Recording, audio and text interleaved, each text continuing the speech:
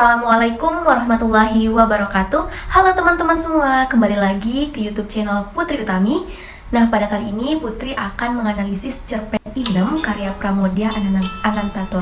Nah, sebelum kalian menonton video Putri, jangan lupa like, komen, dan subscribe ya. Baiklah, di sini Putri akan menceritakan sedikit tentang cerpen Inem karya Pramoedya Anantatur. Nah, penulis cerpen Inem ini adalah Pramoedya Anantatur atau sering disebut ataupun dikenal dengan sebutan Pram. Beliau merupakan salah satu sastrawan besar yang dimiliki oleh Indonesia. Putra sulung dari seorang kepala sekolah Institut Budi Utomo ini telah banyak menghasilkan dari 50 karya yang diterjemahkan dalam 41 bahasa asing. Nah, Pram ini juga pernah bekerja sebagai juru ketik, di mana telah memantapkan dirinya sebagai seorang penulis. Beliau telah menghasilkan seperti artikel, cerpen, maupun puisi dan beberapa novel lainnya yang membuat namanya melambung setingkat sastrawan. Nah, karya Pram ini penuh dengan kritik sosial yang dapat membuat dirinya sering keluar masuk dalam penjara. Nah, Pram juga pernah ditahan selama 3 tahun, yaitu pada masa kolonial, dan 1 tahun yaitu pada masa Orde Lama, dan kemudian 14 tahun yaitu pada masa Orde Baru. Nah, itulah sebagai tahanan politik tanpa proses keadilan. Nah, salah satu cerpen karya Pramoedya Anantatur ini adalah yang berjudul Inem.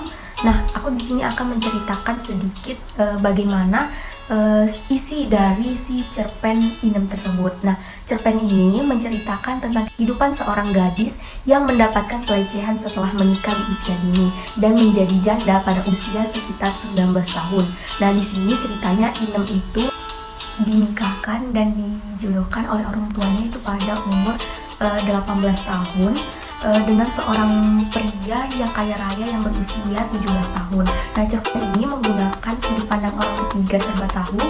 Mengapa demikian? Karena menggambarkan dengan tokoh Gusmuk.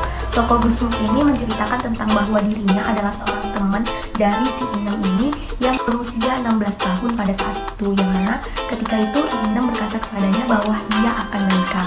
Nah, ibunya Inem ini kepada ibunya Gusmuk bahwa dia akan menikahkan anaknya itu dengan alasan ia tidak ingin anaknya menjadi perempuan tua nantinya. Nah, ibu Gusmuk itu sangat tidak setuju dengan ibunya Inem karena menurut dia, ibunya Gusmuk ini umurnya Inem ini masih sangat dini untuk menikah dan belum saatnya. Tetapi dia merasa tidak berhak melarang ibunya si Inem ini untuk menikahkan anak tersebut.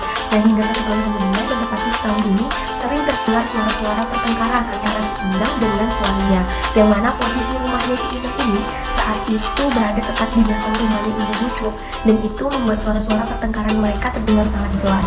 Dan pada suatu saat hari, yaitu Inem datang ke rumah ibunya si Gusmuk ini dan bercerita tentang bagaimana dan apa yang ia rasakan dan alami selama setahun ini.